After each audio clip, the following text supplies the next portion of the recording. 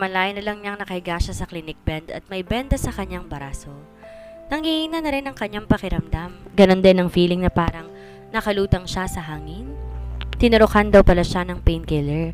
Narinig niyang paliwanag ng doktor bago siya mawala sa kanyang paningin. Kamusta ang pakiramdam mo? Makirot pa ba? Si Carla. Wala naman akong nararamdaman. Para lang akong nakalutang. Pahayag niya rito. Dahil yan sa gamot na tinurok sa'yo, buti na lang di napalabas ang balat mo. Sa pagkakabanggit sa balat, biglang naalala ni Shane ang nangyari. Tiningnan ng braso na nooy nakabenda, pagkatapos tiningnan ng kaibigan. Gusto ko nang umuwi. Sad rito sabay ng pagbangon mula sa pagkakahiga. Sandali, kaya mo na ba? Nag-aalala lang inalalayan siya ng kaibigan. Oo, okay na ako. Sagot niya habang hinahanap ng mata ko nasa ng kanyang bag. Ihahatid na kita, kaya ko na. Saad ni Shaina, ngunit minulagatan siya ng kaibigan. I insist. At wag nang matigas ang ulo mo. Pinal na saad nito kaya't wala siyang nagawa kundi magpati-ayon dito. San tayo? Muntik ko magalpak ng tawa sa Shaina nang tanungin siya ng kaibigan na makalulan sila ng sasakyan. Akala ko ba, alam mo kung saan ako nakatira? Confident ka kapag inihahatid mo ako Kantsaw niya sa kaibigan ngunit sinimangutan siya nito kaya't nailing niyang sinabi ang address ng tirahan niya. May pagkamangha pa siyang tiningnan ni Carla nang marinig ang sinabing address pero walang sinabi kahit ano. Pagkatapos sa ilang minuto nagtaka to nang sitahin sila ng guard sa subdivision ngunit nang makita siya at kumaway sumenyas itong pwede na silang pumasok. Nasa mga mata ni Carla ang pagkagulat. Sa subdivision na mayayaman sila pumasok at hindi katakataka, sitahin siya ng mga gwardya dahil hindi kilala ang sasakyan niya rito. Ngunit sa kanyang pagkamangha ng kumaway ang kaibigan sa mga to, agad sumenya sa mga to para sila'y tumuloy. Dalawang kantong dinaanan nila at sinyas na ni Shaina, nahihinto na sila sa isang magarang up and down na bahay. Lahat actually puro magagarang bahay ang nandun. Ang kinamamangha niya doon nakatira ang kasama at ngayon lamang niya nalaman. Lalo pa siyang nalula nang papasukin siya ni Shaina sa loob, puro mamahalin ng gamit. Agad yung humiga sa mamahaling sofa at wala itong pakialam sa kung ano man ang iniisip niya. Mas lalo pang natutop ni Carla ang bibig ng may malaking picture sa side table. Si Clyden Villacorda ba ito? Halos nakalutang pa rin ang pakiramdam ni Shaina, kung kaya ninais niyang mahiga sa sofa pagdating nila ni Carla sa kanilang bahay. Alam niyang napakaraming gustong itanong ng kaibigan, ngunit naging tahimik ito dahil sa kanyang kalagayan. Narinig niyang napamura to ng mahina kung kaya binuksan niya isang mata para tingnan ang kinagulat nito. Nakatingin pala to sa picture nila ni Clyden Villacorda na nasa side table. Nakayakap pa man din siya sa kanyang likod ang lalaki. Di niya matandaan na may ganong scene ngunit nagulat na lang dun siya nung binigay ni Ginang Villacorda to sa kanya nung natulog sila ni Clyden sa villa. Sabi pa niya, this picture talks 1,000 words. Put it in a visible corner of your house, I'm sure Clyden will be delighted. Narinig pa niyang pahayag ng Ginang at di niya maiwasang mapangiti habang inaalala ang sinasabi nito. Sabihin mong nananaginip lamang ako. Mula sa tahimik na pag-inspeksyon ay sa wakas, nagsalita rin si Carla. May bahid ng sama ng loob ang himig nito, ngunit hindi niya masisisi ang kaibigan. Magkwentuhan tayo sa susunod. I hope you still want to hear my story. If I decide to open my book with you, makahulugang pahayag ni Shaina. Saglit na tigilan si Carla, ngunit tumangu-tango rin na maglaon. Okay, sigurado ka bang okay ka na? Biglang bumalik ang pag-aalala nito. Opo, thanks to you. Nakangiti niyang pahayag at hinawakan ang braso nito. Wala yun. Sa sunod, sabihin mo si Clyden Villacorda, bigyan ka ng santabakbak na bodyguard para di na maulit yung nangyari sa'yo. Asa na ba yung mga kasama mo rito sa bahay at nang mapagbilinan sila? Saad pa ni Carla at pinalibot ang mata sa kabahayan. Wala na sila pag ganitong oras. Ay, bakit? Sa lakit ganda ng bahay niyo, wala kang kasamang stay-in dito? Kung siya lang masusunod kahit walang pumunta para maglinis at maglaba, kaya niyang gawin ang mga yon ng Sabado at Linggo, pero mapilit sige ng Villacorda. Anito rest day daw ang 2 araw mula sa trabaho na sinang-ayunan ni Clyden. Mukhang naguluhan ng kaibigan sa mga sariling katanungan, kaya't binabuti na nitong magpaalam. Marami kang dapat ipaliwanag sa akin. Saad nito at binigyan siya ng beso-beso. Yes, I will. Thanks for dropping me off. Pakihila na lang po ng pinto. Sagot niyang natatawa at kumaway habang tinutungo nito ang pinto. Pagpinid ng pintong nilabasan ni Carla, napabuntong hininga siya, sabay ng pagbagsak ng likod sa sofa. Alam na ni Carla may tinatago siyang sekreto at kilala niya ang kaibigan. Hinding-hindi siya lulubayan hanggat di niya nagsasabi dito. Sasabihin ba niyang lahat na nakita dito ay pang madalian lang? Sasabihin bang pagkatapos ng 3 taon hindi na siya dito titira? Na hindi na siya asawa ni Clyden Villacorda? Ito ang pinakaayaw niyang mangyari kahit sobrang nililihim niyang lahat. Ang maraming katanungan pagkatapos. What? Halos matayo si Clyden sa upuan nang matanggap ang tawag mula sa A&B. May nagsaboy daw ng mainit na tubig kay Shaina at nagkaroon ng paso ang braso. Halos kauupo niya lang sa kanyang opisina mula sa meeting at ngayon gusto niya ulit lumabas para pumunta sa A&B. Anong klaseng security meron ng kumpanya? Ba't may nakalusot na ganyan? Sa galit, hindi na ni Clyden pinatapos ang excuse na nasa kabilang linya. Bagkos marahas kinuha ang coat na nakasabit sa swivel chair at isinuot. Tinungo ang pinto at tuloy-tuloy lumabas. Sir, not this time. I'm off. Madiin ang mukhang dinaanan lang ni Clyden ang kanyang secretary. Pero sir, si Grace ngunit tinaas niya ang kanyang kamay habang walang lingon-likod na lumabas sa kanilang opisina. Pagkakita naman ng security guard kay Clyden palabas sa office ito, tinungo ang elevator agad na nagradyo sa baba upang ipaalam na bababa ang kanilang boss. Pagdating ni Clyden sa baba, naroon na sa may bungad si Ronnie na agad binuksan ng sasakyan na makita tong patungo sa kanyang direksyon. Madilim ang mukha ng kanilang boss kung kaya't nagbawal lang siya dito. Pagkatapos dali-daling umikot papunta sa driver's seat. San po tayo sir? Alanganin pa niyang tanong. Sa itsura nito tila hindi magkakaroon ng kapayapaan. Ang mga taong involved sa rason ay kinagagalit nito. House? Maikli lang nitong pahayag.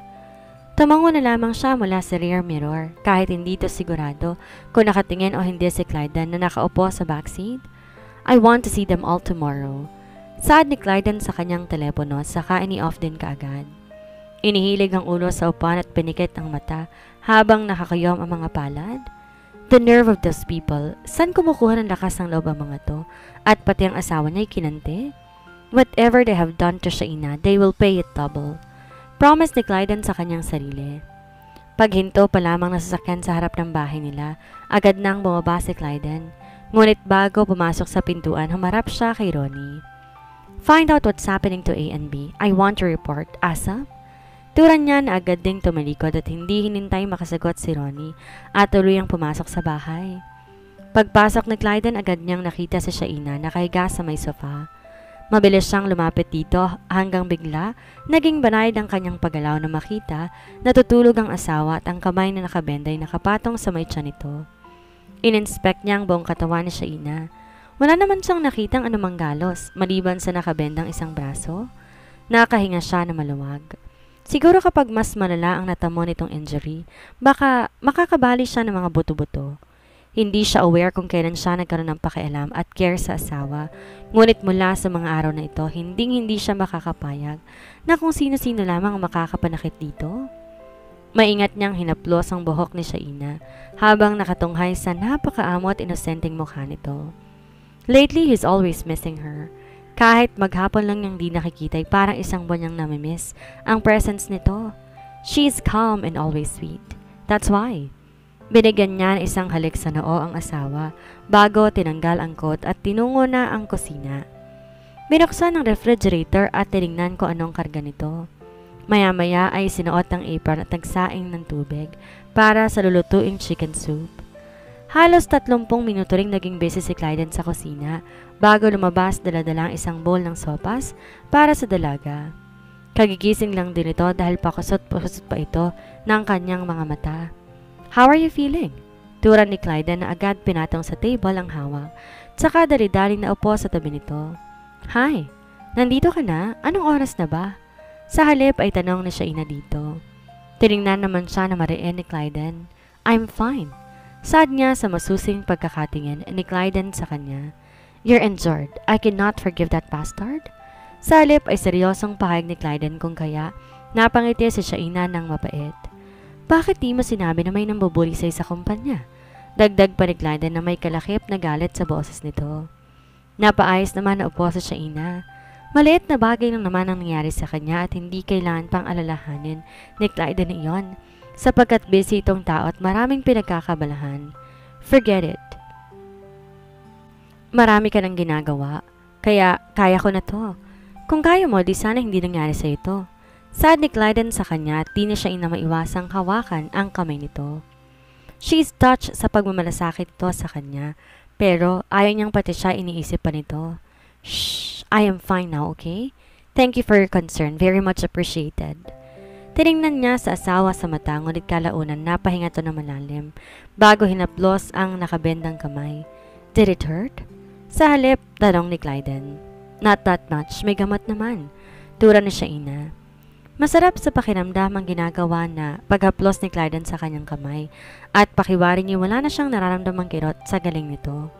Siya nga pala, nagluto ako ng soup. Here, eat this. Wika ni Clyden sabay kuha sa bowl na nakapatong sa lamesa.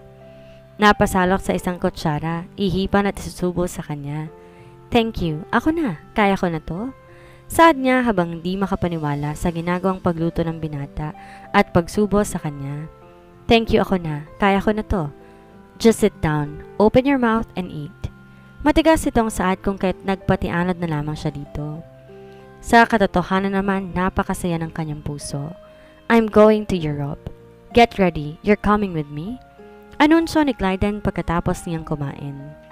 Ha? Bakit? I mean, anong gagawin ko dun? Baka makaistorbo lang ako sa lakad mo? Hindi makapaniwalang pahayag ni Shaina.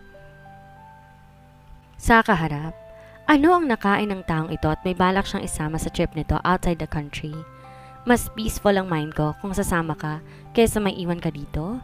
Pero no more buts. Whether you like it or not, I have my decision. Pinal na pahayag ni Clyden at wala na siyang nagawa kung di titigan na lamang ito sa mata. May pagtatanong na siya inang tiningnan ng asawa ngunit di niya inaasahan, hahalikan siya nito. That's what you get kung matigas ang ulo mo. Saad ni Clyden nang bitiwan nito ang kanyang labi. Sa pagkabigla, hindi naman napigilan ni Shaina ang pamulahan ng mukha. Tatakpan niya sana ang mukha ngunit bigla siyang napangiwi nang maramdaman ng hapdi nung iangat niya ang kamay na may benda. Why? Does it hurt? Naalarmang wika ni Clyden na makita ang kanyang pagkakangiwi. Hindi, konti lang naman. Turan niya na akmang tatayo. Are you sure? Tatawagan ko ang family doctor. Wag na, malayo sa bituka to. Natatawang Saad ni Shaina sa asawa ngunit mas lalo lang sumeryoso iyon. It's not funny. We'll go to the clinic tomorrow. Okay po, Your Honor. Thank you. Saad niya habang inaayos ang lumihis na buhok ng asawa mula sa pagkaka-brush up nito. Iisa lang ang hairstyle ni Clyden since nakilala niya ito at sa paningin niya bagay na bagay ito dito. Nagmukha itong schoolboy sa pagpa-brush up na buhok nito ngunit very manly and domineering ang dating. Dahil palagi itong naka-business suit, to her, Clyden is the most handsome CEO in the world. Sa ginagawa niya, ginagap ni Clyden ang kanyang kamay, tsaka nilagay sa napakakinis na pisngi nito. Gusto na siya inang haplusin ang mukha ng asawa, ngunit napigilan ng kanyang sarili. Maya-maya lang halos mapasigaw siya sa pagkabigla, nang bigla siyang iangat ni Clyden sa pagkakaupo. You need to rest, I'll take you to your room. Saad nito at buhat-buhat siya. Ano ka ba? Ibababo nga ako, kaya ko maglakad. Protesta niya rito ngunit tila bingay si Clyden sa pagpapalag kung kahit nanahimik na lang siya at kumapit sa leeg nito. Sa pakiwari ni Shaina, hindi nito ininda ang kanyang bigat bagkus para siyang bulak sa paraan ng pagkakakarga nito. Sa isip niya tuwang-tuwa siya kahit paano, sobrang feel niyang pagkakakarga sa kanya ng asawa. Sleep early, okay? I'm just in my room. Tura nito na may baba siya sa kanyang higaan. Tumango siya habang nakakaramdam ng disappointment dahil mapapalayo siya agad sa katawan nito. Thank you for your care. Mahinang pahag ni Shaina dito ngunit pinisil lang ni Clyden ang kanyang baba at nilapit ang labi nito. Good night. Saad nito pagkatapos bago tinungo ang pintuan ng kanyang silid. Pagkalabas sa kabinitaw ni Shaina ang malalim buntong hininga. Kung siya lang masusunod ayaw niyang mawala sa paningin ng asawa. Pagkagising na Shaina kinaumagahan, napangiti siya ng napakatamis na makita si Clyden tulog na tulog habang nakayakap sa kanya. Mabigat pa ang loob niya bago siya natulog. Yun pala mapapangiti na sobra sa pagkanyang pagising. Sa sarap ng tulog ng asawa, tila ayaw niyang gumalaw. Baka magising to at maistorbo ang napakasarap na tulog. Dahan-dahan binuro niyang mukha sa buhok nito. Ngunit pagdantay ng kanyang ilong sa ulo ni Clyden, amoy na amoy niyang preskong amoy ng buhok nito. Napaisip tuloy siya kung anong gamit itong shampoo sapagkat napakabango ng ulo nito. Yung tipong kahit maghapon magdamag na makaburo sa ulo ni Clyden, hindi siya magsasawa dito. Nag-e-enjoy siyang inaamoy-amoy ang buhok ng asawa hanggang makatulugan niya ito. Ngunit pagising niya pagkatapos sa ilang oras, wala na si Clyden sa kanyang tabi. Pinakiramdaman niya sa buong kwarto subalit wala ni isang kaluskos kahit sa kanyang banyo. Bigla siya nakaramdam ng panlulumo. Ine-expect niyang magigising siyang nasa tabi pa rin niya ito kung kaya napabuntong hininga siyang bumangon at tinungo ang banyo. Dahan-dahan tinanggal ang benda ng kanyang paso kahit medyo napapangwi siya dahil may nararamdaman pa rin sakit galing dito. Pagtanggal sa benda, tinutok ang sarili sa shower at naligo. Pagkatapos maligo na siya at mapahiran ng ointment ang kamay, hinayaan niya lang tong walang benda sa labas ng kwarto. Dahil ngayon ang unang araw ng suspension niya, may plano siyang magluto. Sinulyapan niya nakapinid na kwarto ni Clyden pagkalabas sa kanyang silid, ngunit tila walang tao roon. Masyadong tahimik at saradong-sarado. Iniisip niya baka pumasok to sa kanyang opisina. Si Clyden ay CEO sa isang multi-company kung kaya't inaasahang palaging busy ito. Napabuntong hininga siya habang napapailing sa sarili. Ano ba kasing ina-expect niya? Paglalaanan siya ng oras ng asawa. Nananaginip ka ng gising siya, ina? Sarkasikong turan niya sa sarili. Bumaba siya para tunguhin ang kusina. Parang konti lang nakain niya kahapon kahit medyo nakakaramdam siya ng gutom. Siguradong kakainin niya lahat ng kanyang gusto ngayon. Di lang dahil marami siyang oras kundi sa pagkain na lamang ibubuhos ang disappointment niya ngayong umaga. Ngunit pagbungad pa lamang niya sa pintuan ng kitchen, napatigil siya na mabungaran si Clyden habang nag-aayos ng pagkain sa mesa. At dito na po nagtatapos ang kabanata ng ating kwento. Sana'y muli niyo po akong samahan sa mga susunod pang kabanata. Maraming salamat po. Ingat po tayong lahat.